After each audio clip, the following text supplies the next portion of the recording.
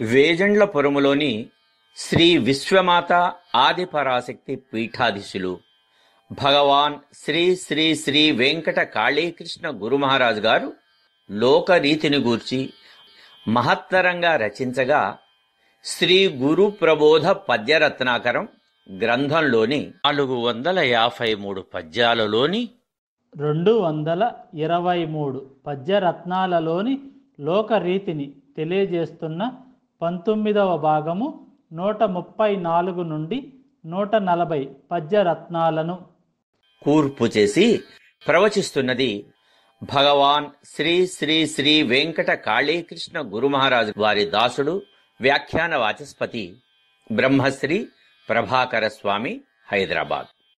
తనదు నోరు కప్ప తగిన పాత్ర కలదు, పరుల నోరు మూయ పాత్ర లేదు. తనదు నోరు కప్ప తగిన పాత్ర కలదు, పరుల నోరు మూయ పాత్ర లేదు. మనసు కారణమగు మంచి చెడ్డలకును, మనసు కారణమగు మంచి చెడ్డలకును కాళికాంబతనయ కనుము కృష్ణ. తన నోరు మూసుకోవటానికి చేయి తగిన పాత్రగా ఉంటుంది, కానీ ఇతరుల నోళ్లు మూయటానికి ఎలాంటి పాత్ర ఉండదు. లోకంలో మంచి చెడ్లకు మనసే కారణం కదా. తనను తాను అదుపు చేసుకోవటం తేలిక కొంతవరకు. ఎవరి మనసుని వారు తమ చెప్పు చేతల్లో పెట్టుకునేందుకు సాధన వల్ల సులభం అవుతుంది. మాట్లాడేటప్పుడు మాటల ప్రవాహాన్ని ఎవరికి వారే ప్రయత్నపూర్వకంగా ఆపచ్చు. మాట్లాడేటప్పుడు నోటి నుండి దుర్గంధంలా ఉండే చెడు మాటల్ని ఆపటానికి తనకు తానే చెయ్యి అడ్డం పెట్టుకుని నివారించుకోవచ్చు. కొన్ని మాటలు వినటానికి ఎంతో సొంపుగా ఉంటాయి, మరికొన్ని మాటల వల్ల విపరీత పరిణామాలు సంభవించే ప్రమాదం ఉంది. మనం ఎదుటివారిని పొరపాటుగానో కావాలనో దూషించి వెంటనే తప్పు తెలుసుకుని చేత్తో నోరు మూసేసుకుంటాం, ఎందుకంటే ఇంకా పొరపాటు మాటలు రాకుండా. కానీ అప్పటికే మనం మాట్లాడిన తప్పు మాట ఎదటి వానిలో కోపాగ్ని రగిల్చి ఇష్టం వచ్చినట్టు తిట్టడం ప్రారంభిస్తారు. అలా అనటం తప్పైపోయిందని క్షమించమని వేడుకున్నా ఆ ఎదుటి మనిషి తిట్ల పురాణం ఆపకపోవచ్చు. ఆ ప్రవాహాన్ని మనం ఆపలేం, ఎందుకంటే అతను మన అధీనంలో లేడు, మనసు అధీనంలో తనున్నాడు. అది వద్దని చెబితేనే అవుతాడు. ఒకసారి పొరపాటుగా నోరు జారితే తిరిగి ఆ పని చెయ్యకుండా ఆత్మ నిగ్రహంతో ఉండొచ్చు. అంటే తన నోరు తాను మూసుకొని ఎలాంటి విపరీతాలు జరగకుండా చూడొచ్చు. కానీ ఇతరుల నోరు మూయించలేం కదా, అది మన అధీనంలో లేని పని. అందుకే ఎవరికి వాళ్ళు తమని తాము నిగ్రహించుకోవడం చాలా మంచిది. మంచికి చెడుకి లోకంలో మనసే మూల కారణం అవుతుంది. మనసును బట్టి ఆలోచనలు, ప్రవర్తన ఉంటాయి. ఏ విత్తనానికి ఆ కాయలే వస్తాయి. కనుక ప్రవర్తనలు బట్టే ఫలితాలు ఉంటాయి అని పై పద్యంలో భగవాన్ శ్రీ శ్రీ శ్రీ వెంకట కాళీకృష్ణ గురు మహారాజు వారు తెలియచేస్తూ, మన నోరు మూసి కప్పిపెట్టి ఉంచుకోవటానికి మన హస్తం పాత్రగా ఉపయోగపడుతుంది, కానీ అందరి నోళ్ళు మూయటం కష్టం, మనం ముయించలేం. కనుక మాట్లాడేటప్పుడు మాటని ఒడుపుగా, పొదుపుగా, అర్థవంతంగా ఉంచుకోవాలి అని తెలియచేస్తున్నారు పై పద్యంలో. మృత్యు ముఖము నుంచి మెల్లగా తప్పించు మంచి వైద్యమగును మంత్రశక్తి. మృత్యుముఖము నుంచి మెల్లగా తప్పించు మంచి వైద్యమగును మంత్రశక్తి. మంత్రశక్తిని మించు మరి వైద్యమే లేదు. కాళికాంబతనయ కనుము కృష్ణ. మృత్యుముఖ నుంచి కొన్ని సమయాల్లో అతి తేలిగ్గా రక్షించగల వైద్యం మంత్రం. మంత్రశక్తిని మించిన వైద్యం ఏదీ లేదు అంటున్నారు. అది సాధించిన సిద్ధపురుషులు. మంత్రాలకి చింతకాయలు రాల్తాయా అంటారు. రాల్తాయి ఖచ్చితంగా చెప్పగలిగిన వాళ్ళు కొద్దిమంది ఉన్నారు. చింత అంటే అసలు మనసులో ఉండే దిగులు, బాధ. చింతకాయలు అంటే ఆ బాధ వల్ల వచ్చినటువంటి అనుభవం. అంటే మనసులో ఎంతో కాలం నుంచి గూడు కట్టుకుని ఉన్న బాధల్ని సద్గురువులు తమ మంత్రశక్తి ద్వారా క్షణకాలంలో తీర్చివేయగలరు. ఈ సందర్భంలో ఒక ఉదాహరణ ఈ సంకలనకర్త ఉడుతా ప్రభాకరరావు గారు చెబుతున్నారు. గురుదేవులు భగవాన్ శ్రీ శ్రీ శ్రీ వెంకట కాళీకృష్ణ గురువు గారు వాళ్ళ దగ్గరికి ఒక యువకుడిని కొంతమంది గట్టిగా పట్టుకుని అతను పారిపోకుండా చూస్తూ తీసుకొచ్చారు.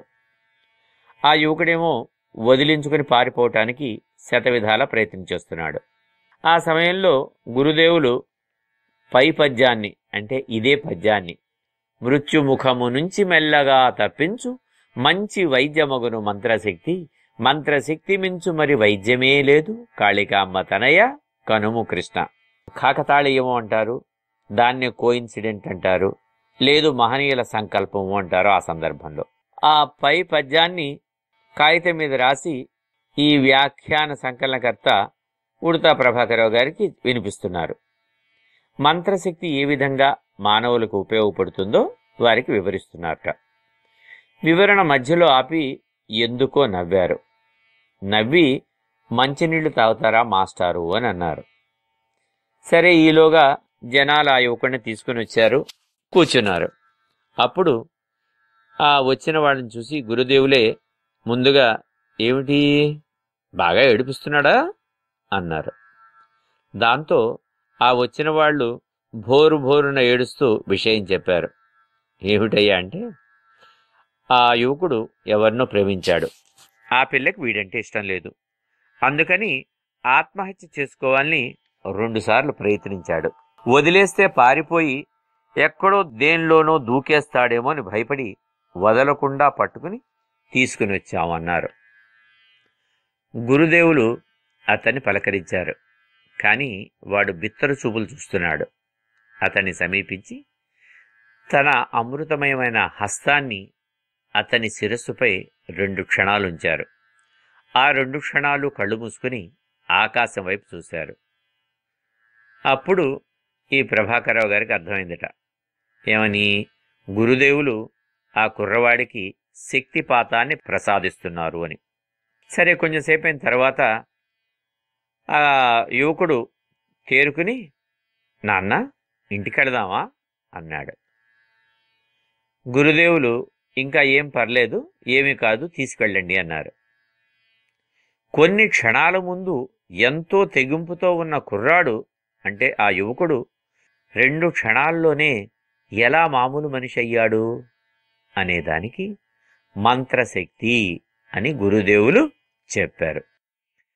ఆ కుర్రాడి మనసులో ఏర్పడిన అలజడి అనే చీకటి మంచు ముద్దలా మారి ఆలోచనల్ని స్తంభింపచేసింది. ఏది మంచి ఏది చెడు అని ఆలోచించే విచక్షణ జ్ఞానం కోల్పోయి భావావేశానికి లోనయ్యాడు. అందువల్ల కోరుకున్నది దక్కలేదు, ఆ ప్రేమించిన ఆమె ఒప్పుకోలేదు, కనుక చచ్చిపోవాలి అనే ఆలోచన మనసులో తిరిగింది. అంతే. గురుదేవుల అమృతహస్త నుంచి వెలువడిన మంత్రశక్తి ఆ కుర్రాడి శిరస్సు నుంచి శరీరంలోకి వ్యాపించి మనసులో గూడు కట్టుకుని ఉన్న చీకటిని తొలగించి వెలుగుతో నింపింది. విచక్షణ జ్ఞానం మేల్కొంది.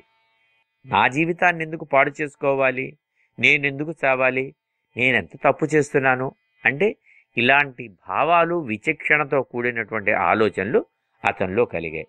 అప్పటి వరకు కదలకుండా ఉన్న ఆలోచనలు ఒక్కసారి చైతన్యం వచ్చి మంచి రూపంలోకి వచ్చి ఆ మంచిగా చూసే దృష్టిని, ఆలోచించే శక్తిని అతనికి ఇచ్చాయి.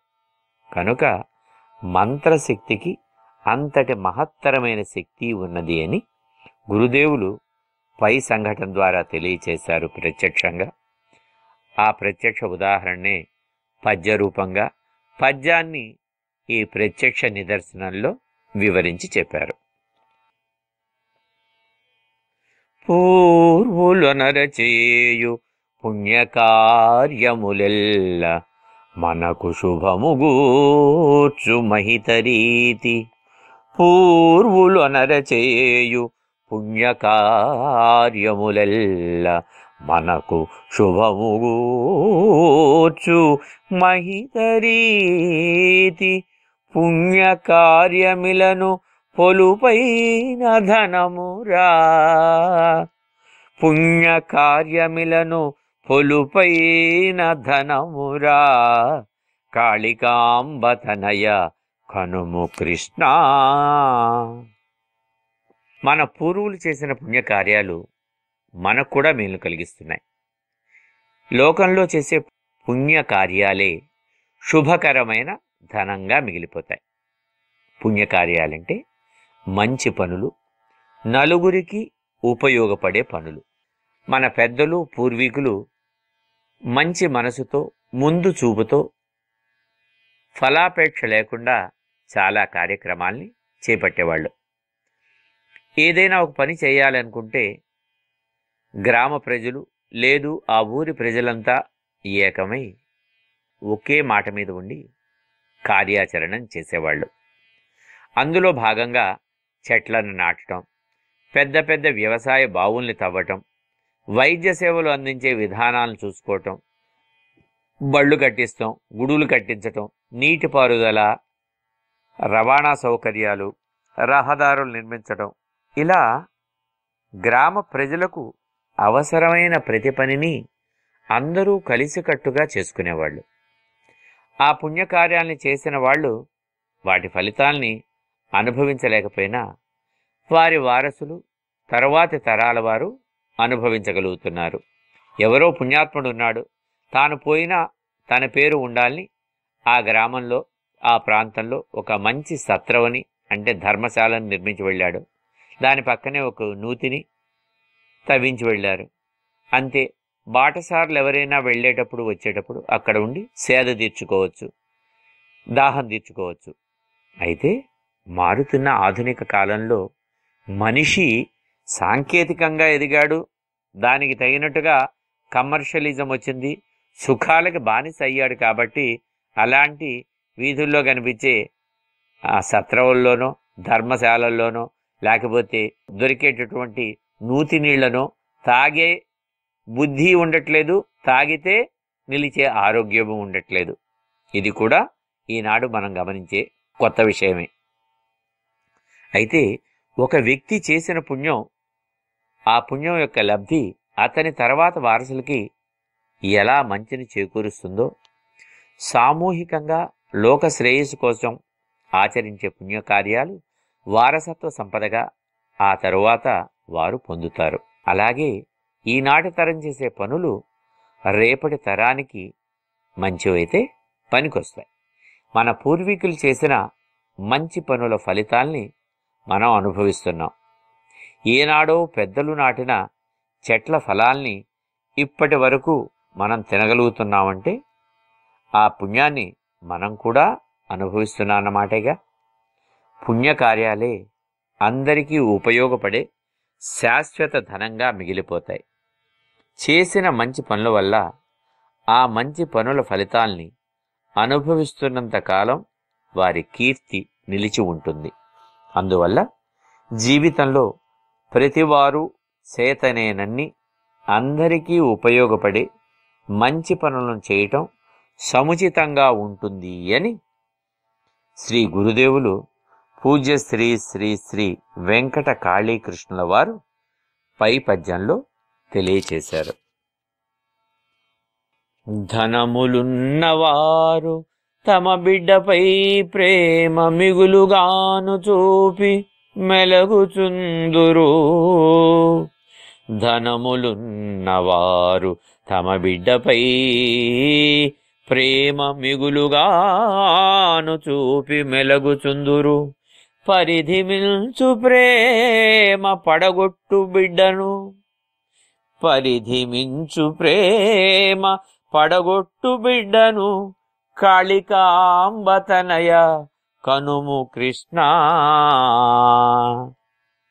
ధనవంతులు తమ సంతానం పట్ల ఎక్కువ ప్రేమను చూపిస్తూ అతిగారాబం చేస్తారు. మితిమీరిన ప్రేమ బిడ్డ భవిష్యత్తు నాశనం చేస్తుంది. పిల్లల పట్ల వారి తల్లిదండ్రులకు ప్రేమ ఉండటంలో తప్పులేదు, ప్రేమ ఉండవలసిందే. కానీ ఎంతవరకు అవసరమో అంతవరకే చూపాలి. డబ్బు పుష్కలంగా ఉంది కదా అని పిల్లల్ని అతిగారాబం చేస్తే చెడు మార్గాలకి అలవాటు పడే అవకాశం ఉంది. దాదాపు ధనవంతులందరూ తాము చేసే ప్రతి పనిలోనూ తమ ఆధిక్యతను ప్రదర్శించటానికి ప్రయత్నిస్తూ ఉంటారు. పిల్లల్ని పాఠశాలలో చేర్పించిన తర్వాత కూడా అందరి పిల్లలతో పాటే తమ పిల్లల్ని కూర్చోవటం కానీ, వారితో భోజనాలు చేయనివ్వటం కానీ, వాళ్లతో వాడి రిక్షాల్లోనో ఆటోల్లో రావటం కానీ వాటికి ఇష్టపడరు. వాళ్ళకన్నీ ప్రత్యేకమైన ఏర్పాట్లు చేస్తూ ఉంటారు. వారు బడిలో సరిగ్గా చదివినా చదవకపోయినా, బడికి సరిగా వచ్చినా రాకపోయినా, పరీక్షలో ఉత్తీర్ణులైనా కాకపోయినా ఎలాంటి దండన వేయొద్దు అని చెప్తారు.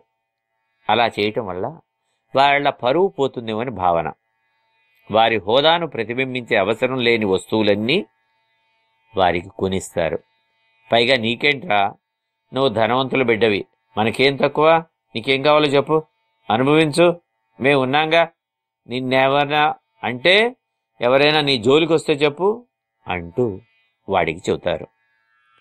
పిల్లలు పాఠశాల స్థాయిలో ఉన్నప్పుడు వారికి సరైన విద్యలు నేర్పే విధానం, అందరూ ఒకటే అనేది భావం స్థిరపడేలా నేర్పించేందుకు ప్రయత్నించాలి. పిల్లాడు ఏడుస్తాడని వాడి ప్రవర్తన సరిగ్గా లేకపోయినా దండించకపోతే వాడికి మంచి చెడు జ్ఞానం తెలియదు.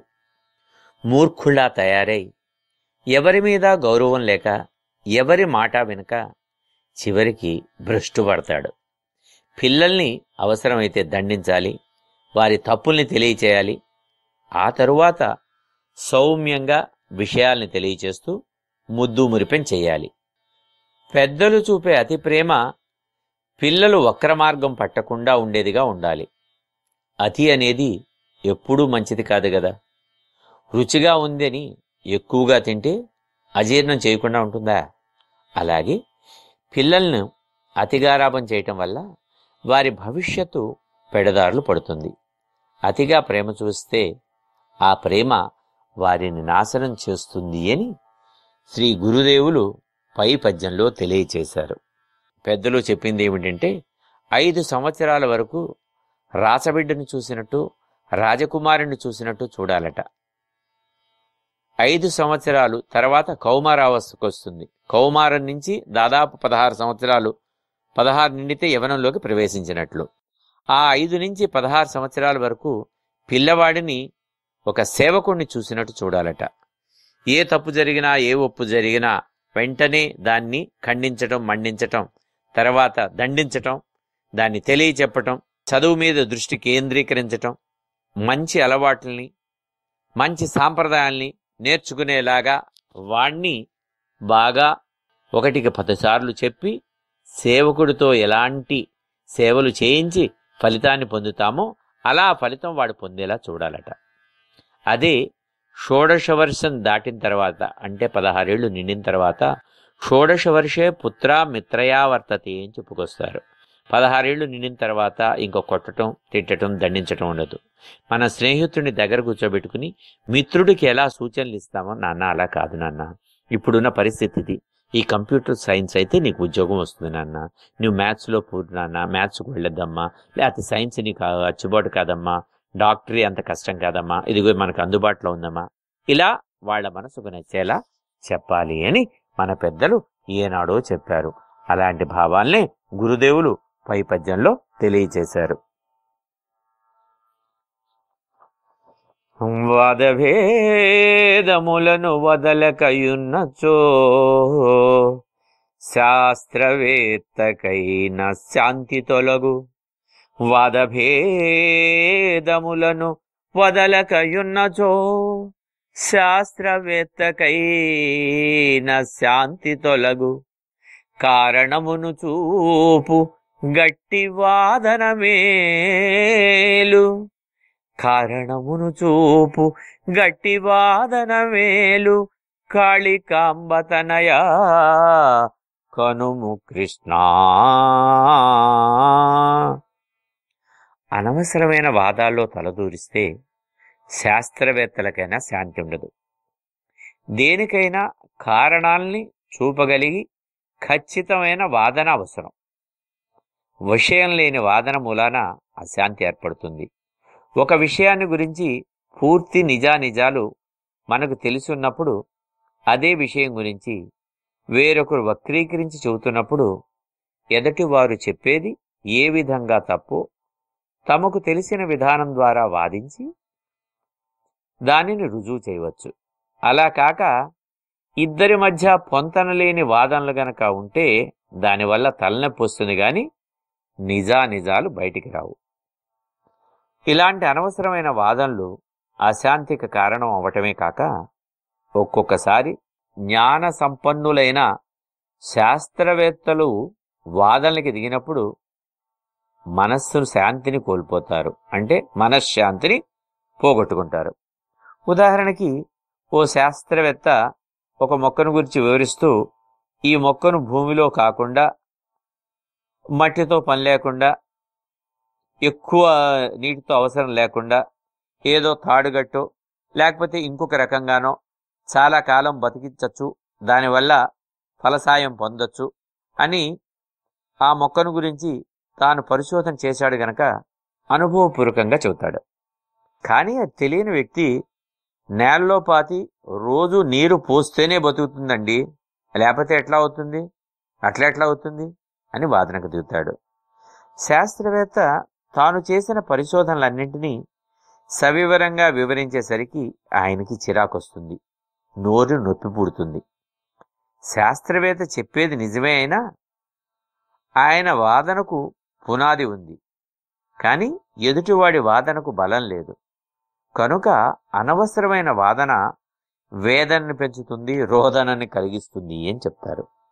విషయ పరిజ్ఞానం లేకుండా వాదిస్తున్నవాడు రెండోవాడు. ఇలాంటి వాదన వల్ల శాస్త్రవేత్తలు కూడా మనశ్శాంతిని కోల్పోతారు. అంటే ఇంగ్లీష్లో ఒక సామెత చెబుతారు, a wise among fool is a fool among wise అని. అంటే పిచ్చివాళ్ల మధ్య జ్ఞానియే పిచ్చివాడుగా ఉంటాడట. అక్కడున్నటువంటి వాళ్ళు 10 మంది అజ్ఞానులు, మూర్ఖులు, పిచ్చివాళ్ళు. వాళ్లలో ఒక తెలివైన వాడు, ఒక జ్ఞాని వచ్చాడనుకోండి. ఈ జ్ఞాని వాళ్ళని మార్చేందుకు ప్రయత్నం చేస్తే, తన జ్ఞానాన్ని చూపించేందుకు ప్రయత్నం చేస్తే ఈ 10 మంది పిచ్చివాళ్ళు, అజ్ఞానులు కలిసి చివరికి ఆయన మనస్సుని నొప్పించి ఆయనే పిచ్చివాడేమో అనిపించేలాగా చేస్తారు. కనుక కారణం లేకుండా వాదించడం అనేది పునాది లేని భవన నిర్మాణం లాంటిది. వాదనల వల్ల వాస్తవాలు బయటికి రావాలి, మేధో మథనం జరగాలి, లేదా మౌనేన కలహం నాస్తి అని చెప్తారు. అంటే మౌనం వల్ల కొన్ని సమయాల్లో అనవసరపు తలనొప్పులు తగ్గుతాయి, అనవసరపు కలహాలు పోతాయి. కనుక మౌనం వహించటం మంచిది అంటూ భగవాన్ శ్రీ శ్రీ శ్రీ వెంకట కాళీకృష్ణ గురు మహారాజు వారు పై పద్యంలో తెలియచేశారు. తల్లిదండ్రి భార్య తనయులు వద్దని ధనము మీద మమత తాను పెంచి, తల్లిదండ్రి భార్య తనయులు వద్దని ధనము మీద మమత తాను పెంచి, మెలగువాని సుఖము మేడి పండును బోలు, మెలగువాని సుఖము మేడి పండును బోలు, కాళికాంబతనయా కనుము కృష్ణ. తల్లి, తండ్రి, భార్య, బిడ్డలు వీళ్ళెవ్వరూ వద్దని కేవలం ధనం మీద మాత్రమే మమకారం పెంచుకుని మెలిగేవాడి జీవితం, వాడి జీవిత సౌఖ్యం, జీవన సుఖం మేడి పండులా ఉంటుంది. మానవ జీవితం అనుబంధాలతో ముడిపడి ఉంటుంది. ఈ లోకంలో తల్లిదండ్రి లేకుండా జీవుల పునరుత్పత్తి సాధ్యం కాదు. తల్లి గర్భం నుంచి బిడ్డ వెలువడిని మొదలు బంధాలు, బంధుత్వాలు ఏర్పడతాయి. బిడ్డ ఒక్కడే అయినా ఒకరికి కొడుకవుతాడు, మరొకరికి అన్నయ్య లేదా తమ్ముడు, వేరొకరికి బావ లేదా మేనల్లుడు. ఇలా బిడ్డ పుట్టగానే బంధుత్వాలు కలిసిపోతాయి. వంశాలు అభివృద్ధి చెందటానికే ఇలాంటి బంధుత్వాలు ఏర్పాటు కావించబడ్డాయి. ఇందరి మధ్య పిల్లాడు పెరిగి పెద్దవాడై తల్లిదండ్రులు చెప్పించిన విద్యలు నేర్చుకుని లేదు వ్యాపారం ప్రారంభించి పెద్దలు చూసిన పిల్లను పెళ్లి చేసుకుంటాడు. ఇక్కడి వరకు తల్లిదండ్రులే అతని ఖర్చులన్నీ భరిస్తారు.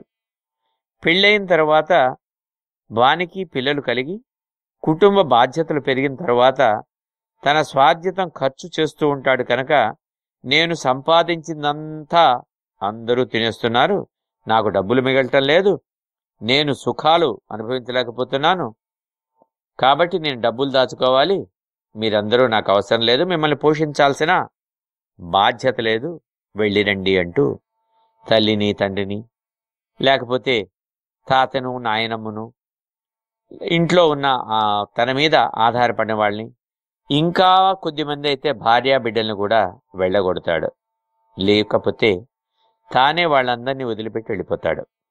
ఈ లోకంలో ఇప్పుడు జరుగుతున్న తాజా పరిణామాల్లో ఇది కూడా ఒకటి.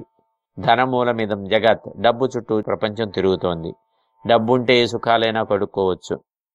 ఇలా ఏవో ఒక విచిత్రమైన వెర్రి ఆలోచనలోకి వెళ్ళి ఆఖరికి భార్యాబిడ్డలకు కూడా దూరమై ఆ డబ్బును చూసుకుని మురిసిపోతూ ఉంటాడు. ఒకరిని చూసి ఒక్కరు, ఇంకొకళ్ళని అది చూసి ఇంకొకరు దీనిని గొప్పగా భావించి ఇలా చేయటం నెమ్మది నెమ్మదిగా అలవాటవుతూ ఉంది.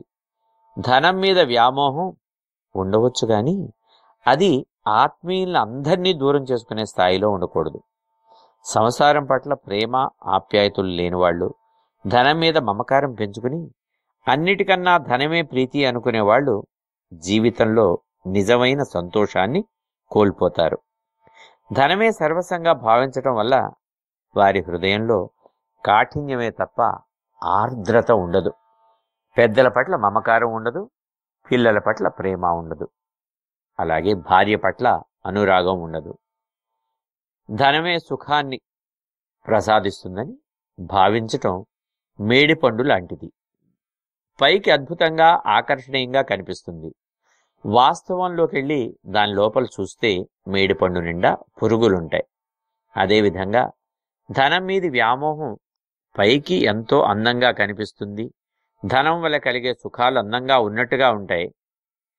అవి తాత్కాలికమైనవి. ప్రతి అందం వెనుక విషాదం దాగి ఉన్నట్లే ధన వ్యామోహం మీద కూడా విషాదం పొంచి ఉంటుంది. అలాంటిది ఎప్పటికీ నిజమైన సుఖాన్ని ఆనందాన్ని ఇవ్వలేదని తెలుసుకోవాలి అని భగవాన్ శ్రీ శ్రీ శ్రీ వెంకట కాళీకృష్ణ గురు మహారాజుల వారు పైపద్యంలో తెలియచేస్తున్నారు. తలకు మించి చేయు ఇలలోని కార్యాలు కృంగదీసి మనుజు కూల్చివేయు. తలకు మించి చేయు ఇలలోని కార్యాలు కృంగదీసి మనుజు కూల్చివేయు. శక్తికి తగు పనులే సత్ఫలములనిచ్చు. శక్తికి తగు పనులే సత్ఫలములనిచ్చు. కాళికాంబతనయ కనుము కృష్ణ. ఎవరైనా సరే తమ శక్తికి మించిన పనులను చేయి పూనుకుంటే ఆ పనులు వారిని కృంగతీసి కూల్చేస్తాయి. ఎవరి శక్తికి తగిన పనులు వాళ్ళు చేసుకుంటే మంచి ఫలితాలు వస్తాయి. తన సమర్థత ఏమిటో ఎవరికి వారికి తెలుసుకోగలగాలి. వారికి తెలుస్తుంది కొంతవరకు. ఎవరి అలవాట్లను బట్టి వాళ్ళు తాము చేసే పనుల్లో నిపుణత సాధించగలుగుతారు. వారి వారి ఇష్టాన్ని బట్టి. గజ ఈతగాడు నీటిలో ఎంత లోతులో అయినా ఈదగలిగే శక్తి సామర్థ్యాలు కలిగి ఉంటాడు. అప్పుడే ఈత నేర్చుకునే విద్యార్థి వాణ్ణి చూసి తాను కూడా ఆ విధంగా నీటిలో విన్యాసాలు చెయ్యాలని ప్రయత్నిస్తే చేయలేడు కదా, పైగా ప్రమాదాలు జరుగుతాయి. అలాగే బరువులు ఎత్తే వృత్తిలో ఉన్నవాడు ఎక్కువ బరువుల్ని మోయగలడు. అతను అంత బరువులు మోయగాలేంది నేనెందుకు మోయలేను అని అనుభవం లేని వ్యక్తి అలా బరువులను ఎత్తుకుంటే మెడలు విరుగుతాయి, కాళ్ళు చేతులు కుంగుతాయి. 1వ తరగతి చదివే విద్యార్థి ఆ తరగతి పాఠాలను మాత్రమే చదివి అర్థం చేసుకోగలుగుతాడు. అట్లా కాకుండా మా అబ్బాయి ఒకేసారి 5వ తరగతిలోకి వెళ్ళాలని వాడికి 5వ తరగతి పుస్తకాలను ఇచ్చి చదవమంటే చదవగలడా? అర్థం చేసుకోగలడా? క్రమమైన సాధన వల్ల ఏదైనా చేయటానికి సులువుగా ఉంటుంది. ఇంకొంతమంది వారి నెలసరి ఆదాయం 100 రూపాయలు అయితే 1000 రూపాయలు ఖర్చు చేస్తుంటారు. అదేమంటే అంత ఖర్చు చేస్తే గాని మాకు కుదరదండి అంటారు. అందుకోసం తలకు మించిన అప్పులు చేయటం, ఆ తర్వాత బాధపడటం, జీవితాల మీద విరక్తి కలగటం జరుగుతూ ఉంటుంది. తాహతుకు మించిన ఆడంబరాలెందుకు? తమకు ఉన్నంతలోనే చేసుకుంటే ఎవరైనా ఏమన్నా అంటారా? ఇదంతా ఏమిటంటే లేనిపోని గొప్పలు ఇతరుల ముందు ప్రదర్శించాలనుకోవటం, ఆరాట పడుతూ అందుకోసం చేసే పనులు. ఇలా చేయటం వల్ల ఇలాంటి వాళ్లకు వచ్చే లాభం 0, కలిగే నష్టం మాత్రం 100. అంటే కష్టం చాలా ఎక్కువ అని.